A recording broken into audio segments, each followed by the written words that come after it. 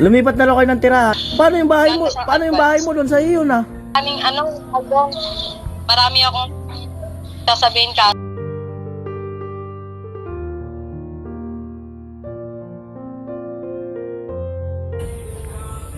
Yung mga idol, magandang araw po muli sa inyong lahat. Ayan, biglang, eto, meron po akong tinawagan biglaan, no? At kilala niyo siya, si Squatter Girl. At isa sa trending video rin natin sa Bulacan. At kung maaalala nyo, ay talagang sobra din yung pinagdaanan niya sa buhay. At yan ay update natin ngayon na 1 year na daw yung kanyang anak, no? So ito po ang aming kwentuhan. Ayan po, si Squatter Girl. Ayan, Squatter Girl, kumusta? Roxy. Ha? Okay lang po. Okay lang ba? Ba't kalahati lang pakita ng video ang bihirang buhay? Okay na. Haba ng buhok mo ah. Abot na yun saan? Alam nga haba ng buhok ah. Grabe ang haba ng likod. Pinupitan ko po yan eh. Ang ginapitan mo pa yan? O, basta na ang buhay-buhay. Okay lang po. Gusto mo nakita anak ko? O, sige, pakita mo. Ilan na anak nyo? Isa lang. Naka-family plan. Sana all naka-family planning. Ayun daw po yung anak niya, Squatter Girl. Wait lang, tayo natin. Ay, ang laki na. Ilang taon na yan? Alakan. Ang taon. 1 Isang year and magdadalawang taon sa January. Punta ka. Ninong ka na ito, di ka naman pumunta. Oo nga, alam ko. Marami na ako utang dyan. Ay, malabo dyan. Doon kanina, malinaw. Wait, lalabas ako. Ba't natataranta ka? Ako lang to. Pinagano kasi. Ba't ba natataranta ka? Ako lang to. Ha? Ay, pupunta kami nila at ninay kanila mama bukas. Ang gagawin nyo? Ano gagawin nyo? Graduate ng bunso ko. Ang kapatid mo? Bunso. Eh, mister mo, kumusta? Overwan. Asan yung mister mo? Ha? Saan yung mister mo? Kumusta rin siya? Okay lang din. Pwede lang. Lumipat na lang kayo ng tirahan, sabi ni Nobilin. Pinagpala. Dito din sa baba. Sarili nyo na yan? O naumuupa kayo? Yan lang. Ha? Nangungupahan lang. Magkano upa nyo? 2.5. Oh, mahal ah. Mahal yun. Mahal yun, 2.5. Maganda na. Tubig kuryente pa, pagkain. Wala naman sa down payment. Paano yung bahay mo? Paano yung bahay mo doon sa iyo na? Ha? Paano yung bahay mo? Maraming Yung bahay... maraming paliwanag, marami akong sasabihin kasi. Basta, mahirap maipaliwanag ngayon. Sa'yo ba yung bahay na yun? Pinagawa ng sponsor? Pero, hindi kasi marami akong rason sa mga Marami nakatira. Sino nakatira ngayon doon? parang diba sa isang bahay doon. Oh. Siyempre, may mga nakatira doon, ako, tapos yung kapatid ko may asawa na gano'n. Oh. Parang hindi kami nagkakasundo. Para po ako na lang yung umadjust para sa kanila. Ayoko naman po talo-talo sa harapan ni Pape na ano po ba respeto ng tawag. Nagbukod ka na lang para at least mas kailangan mo ng mga peace of mind. Bagay ba? Kahit masama sa kalooban, kahit nakakatampo, nakakainis. Kasi alam mo naman po. Pero okay na.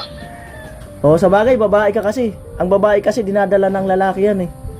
Kung saan Pero mga... ulit pinapicharap. Ha? Papayak. Oo nga kasi yung babae nga, dinadala ng lalaki yan kung saan. Kung saan man siya ang pag-aari niya. Pero, kaya lang, kagaya mo, pag nagawa ng sponsor yan, para sa iyo yan. Kasi bunso ka eh. Wala ka naman. Sinong bunsong lalaki sa inyo? Si Mark, yung wala pong anak na bunsong lalaki. Alin doon? Ano po, nakikita yun eh. Di ka pa nakita yun? Sa Santa Maria. Di ka pa nakita yun? Opo. Yung nakita. Nakita nyo na po. Nasa Santa Maria. Ayan. Ang ano kasi, ang pagka yung bunso, kung sino pinakauling bunso na lalaki, sa kanya yung ano, sa kanya talaga yung lupa at bahay. Kay kuya mo yan. Kay kuya mo. Kaya lang, tapat lang na napagawa sa'yo. Ngayon, kung ayaw nung kuya mo, sa'yo yun. Kaya lang, hindi naman ako pwedeng mangialam sa mga ano nyo usapin. Ba't umiiyak ka? Nawala yung ngiti mo. Hindi. At yun, masama loob ko sa kanila. Sobrang sama ng loob ko. Kaya nga po, lumalayo na lang din po ako umiiwas eh. Baka Kasi hindi po nila naiintindihan yun kasi hindi naman nila. Baka magalit sila sa akin. Sinabi mo rin sa vlog. Ha? Hindi naman siguro, no? Ano pinapayok mo pa? Tama yung sinabi mo na ano, kailangan mo na lang lumayo. Kung sino ang nakakaunawa, yun ang lalayo. Kesa naman diba mag-awi-awi kami doon. Tama. Tsaka mo ko dun, kaya ka naman yatang buhayin ng mister mo. Nakakapag-upa. Ha? Hanggat kaya, a-adjust. Kung ano mga natutunan mo ngayon na may pamilya ka na? Wait lang. Naiiyak ako eh. Gara. Ano mga natutunan? Andun na yung part na sobrang hirap talaga maging nanay. Doon na yung part na sa-surprise ka para magpuyat, gano'n. Puyat, siyempre, stress. Bukod pa sa pamilya. Bukod sa anak mo, bukod sa asawa mo, bukod ka sa pamilya. Tapos bunto ka pwede sa bahay. Pero hindi ko naman hindi ko na po masyadong isip. Bahala na sila, matatanda na po sila. Isip ko lang po si Papa, sana alagaan po nila. Ayun nga po dahilan ba't po ako madya sa bahay. Ang ask ko lang po, sige aalis ako, basta alagaan niyo si Papa ng maayos. Kung hindi niyo kaya, umalis kayo dyan, ako mag-aalaga kay Papa. Ayun naman po yung sa akin na. Ay, kumusta si Papa mo? Andun po sa bahay. Nagtatrabaho pa? Opo, staying. Ayan, tagal natin hindi nakapag-usap ah. Taon yata, baka 2 taon yata o 3.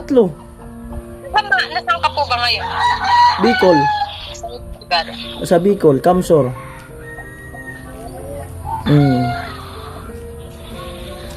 Ayan. Ayun o, at least marami ka natutunan sa buhay. Kaya talaga pag bilang nanay, syempre, dapat alam mo yung mga bagay-bagay na dati sinasabi ng mga magulang namin na huwag kayo magkakaroon ng maaga dahil so mahirap maging nanay. Tama. Nagsisisi ako pero hindi ko man pinagsisisihan yung anak ko. Nagsisisi ako sa marami pa palang bagay na dapat kong gawin. Dalaga pa. Hindi naman pwede ibalik yung dati. So ngayon mo na-realize na tama yung mga magulang? Opo. May time ba na naiisip mo si Kuya Noli? Yung dati na nandiyan nagbablog. May time ba naiisip mo? Yung totoo? Opo, promise. May mga picture pa sa cellphone, mga video. Minamahiti ko sa Facebook. Hindi ko man nakikita. Hindi naman po kasi ako kinakamag. Hindi kinukumusta. Ang bira buhay. Hindi nga tayo nakakapag-usap. Tagal nga, taon. Opo. Siyempre kaya hindi ako nag-update kasi may pamilya ka na. Siyempre, nagbigay muna ako ng space sa inyo, sa pamilya mo, sa anak mo. At least makapag-focus kayo na mag-asawa. At the same time, kaya minsan pag nandyan ako, hindi na kita pinupuntahan kasi may asawa ka na may pamilya ka na. Kaya, siyempre, kung kung ibablog man kita, siyempre, kailangan ko pa rin na yung ba na mister mo? makausap man siya or ano, di ba? Kasi may asawa ka na eh. Hindi na kagaya noon na dalaga ka. Anytime Pwede pwede. kahit. Mm. So, So, pwede. so ngayon, may limitation na ang vlog ko sa'yo. Kasi nga, may asawa ka na eh. Pero minsan naiisip mo talaga si Kuya Noli. Ano naalala mo kay Kuya Noli? Ito, napag-uusapan lang. Wala man, hindi man charot-charot or ano. Kasi pre, tagal ko rin dyan nag-vlog eh. Naalala ko kay Kuya Noli, yung mahilig siya mag-joke, tapos yung mahilig siya magsabi, mga pogi ko, gano'n. Mga part na, basta ang dami po talaga, Franz. Kaya charot mo ko. Hindi. Alam po natin rin yan, minsan nag-uusap po kami na, dati no, Tirijin, no? Dati kasama natin sila, Kuya Noli, sila Kuya, Melvin. Kaya po, Oo. sobrang nakakamiss, sobra. Mahirap bang kalimutan yung mga moment na yun? Mahirap kalimutan. Sobra, Kuya Noli, ang hirap talaga. Kumusta yung mga pabahay dyan? Sa lugar niyo, yung mga naging pabahay dyan, kumusta naman? Ano po ang pagkaka? Yung mga pinagawang pabahay dyan, kay Buntis, sa'yo, Okay kay, na. kay Malunggay, kay Regine, kay Nobilin. Kumusta yung mga pabahay dyan ba? Okay pa rin, ganun pa rin po. Garon pa rin. Ba't umiiyak ka? Walang iyakan, wala yan sa na iyakan.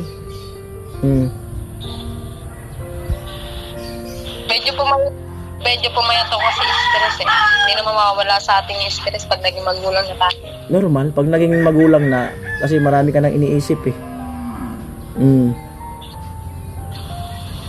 Marami ka nang minsan, totoo, ito sabihin ko.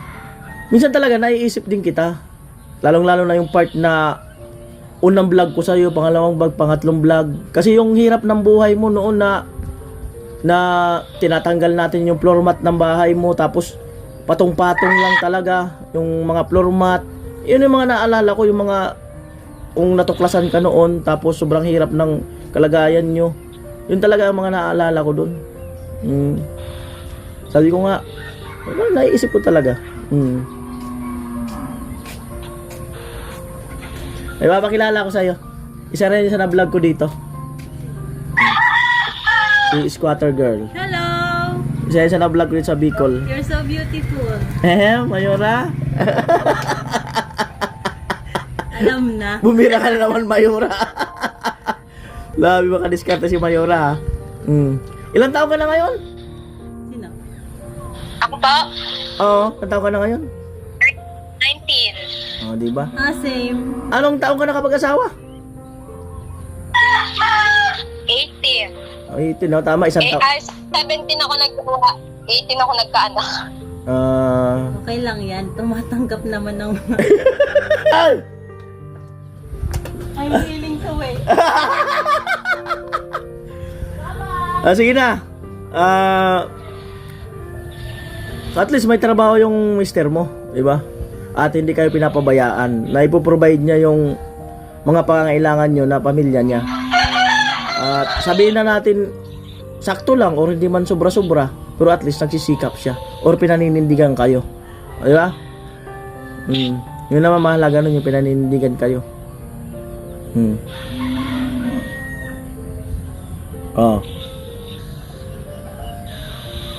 Ano, bakit? Pero maganda pa rin ako, no?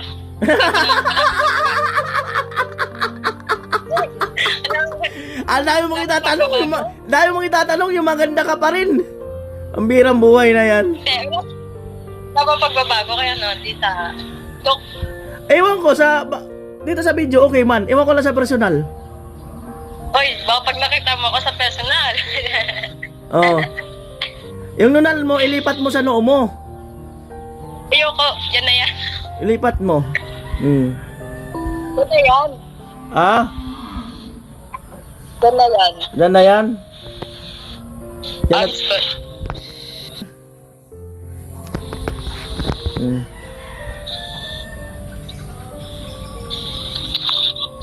Ano oras na dyan sa inyo? 4? 4:27. Dito kasi alas 7 ng gabi. Dito sa US. Nakikita ko ngayon sa liwanag. Nakakita ko may liwanag. Oo baga. Si Regine, kumusta? Doon, may pamilya na din po. Saan siya nagtatrabaho? Wala na po yung trabaho. Yung asawa niya na yung nagtatrabaho. Nagkaasawa ba siya? Nagkaasawa pala si Regine. Ayan. Oo, kasi babae lang niya eh. Kumbaga kailangan talaga partner in life eh.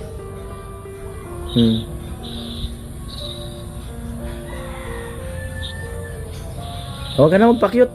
Dati nang cute. Hindi po ako nagkakatulog. Normal na. Ako. Cute ka na. Normal na yan. Normal na.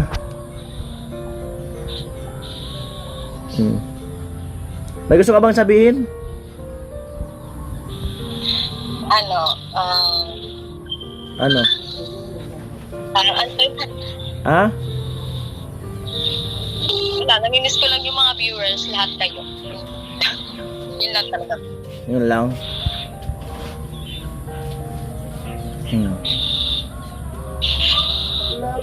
Oh.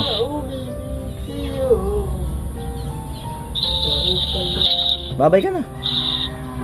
Okay, bye-bye. Wala lang, bigla lang ako napaisip na tawagan ka. Bye-bye. Sige na, bye-bye. Thank you sa pagsagot ng tawag.